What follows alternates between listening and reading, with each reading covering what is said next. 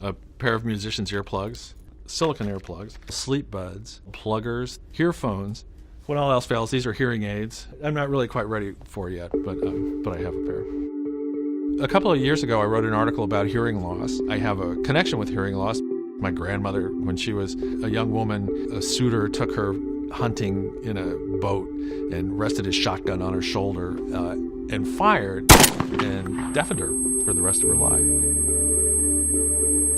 The more I learned about it, the more I was amazed, not only how hearing works, but also that I could still hear it all, given all the bad things that I'd done to my ears through especially in my adolescence. All the firecrackers that my friends and I threw at each other, all the rock concerts that we went to, all the lawns that I mowed without any kind of hearing protection. It's phenomenal, given that we evolved in a completely different sound environment. It's astonishing that anybody's ears work at all. People who live in New York live surrounded by sound. You walk down the street, there's a siren going by. There are idiots honking at people who cannot be affected by a car horn. There's somebody with a jackhammer tearing up the street right next to you. There are people playing music super loud. We all kind of think of it as you walk down the street, this is part of what makes New York cool. But Les Blomberg, founder of the Noise Pollution Clearinghouse, he said to me that if we could see the sound that we generate, it would look like litter. It's as though we were driving through the countryside, throwing things out of the car. These noises, both individually and cumulatively, have health impacts.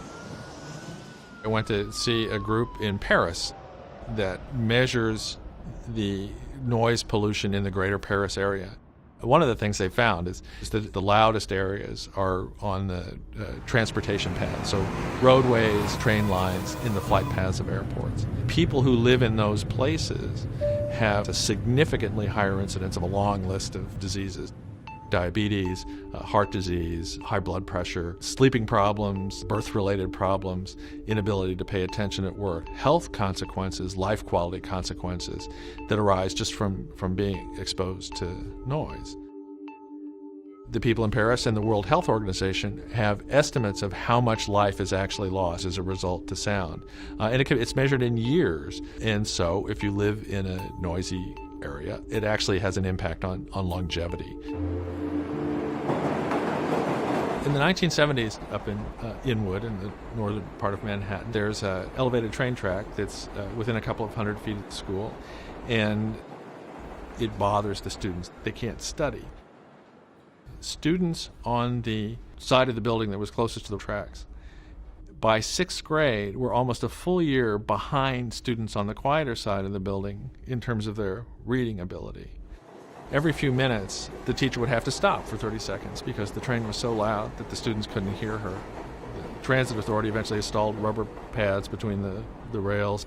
The school put sound-absorbing acoustic tiles on the ceilings of the classroom. And, remarkably, the reading scores then rose again to where they were the same on both sides of the building. The world before we came along was a much quieter, much darker place. Now, over a relatively short period of time, basically since the Industrial Revolution, we've added these extraordinary stressors to ourselves and then also to all the other creatures in the world. A number of years ago, a group of scientists in Idaho did an experiment on birds during migration season. They played road noise through loudspeakers. The road is about 700 meters long, and it's made out of 15 different speakers that are all playing road noise at the same time. And what they found was that it had a huge impact. The number of birds fell by a significant percentage, and that even among birds that stayed, they put on less weight than they should have been at that time of season. And it wasn't even a very loud sound level. I think to a New Yorker, it might almost have sounded soothing.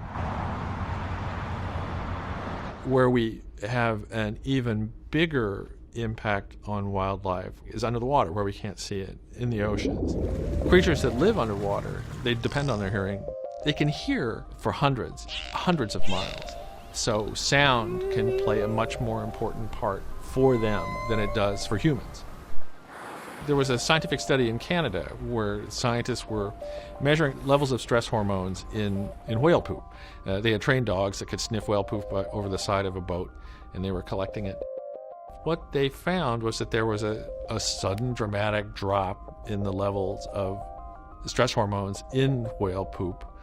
It dropped, and then it picked up again. And what had happened in between was 9/11.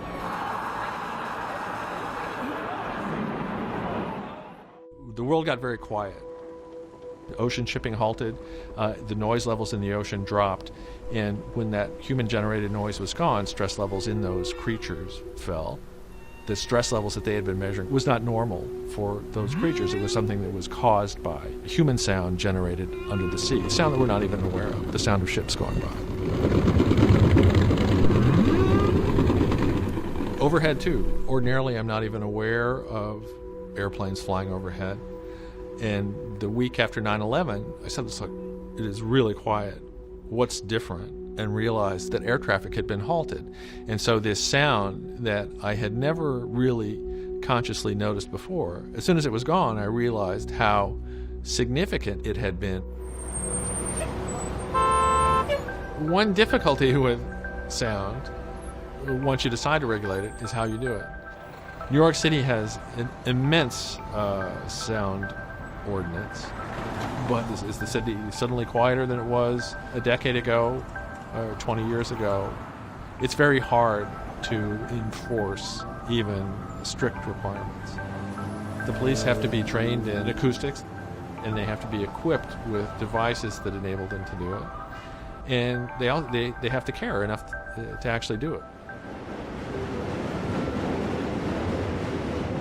There's some researchers at NYU in a program called SONYC, S-O-N-Y-C. They're measuring sound levels in New York. They have some sensors that they placed around in various places in the city, and they're adding more. With help from citizen scientists, you can go online and participate.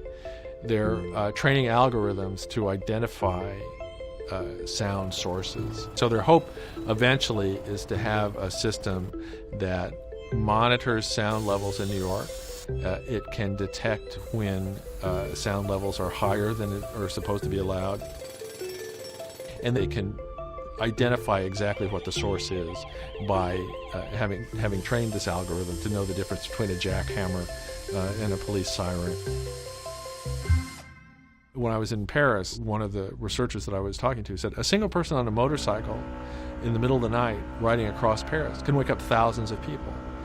You see, there's one person on one device at one moment in the night has this effect on thousands of people. They all wake up. Maybe they can't go back to sleep. They're not able to pay attention as well at work the next day or at school the next day. So just this one little act, a careless act, has consequences.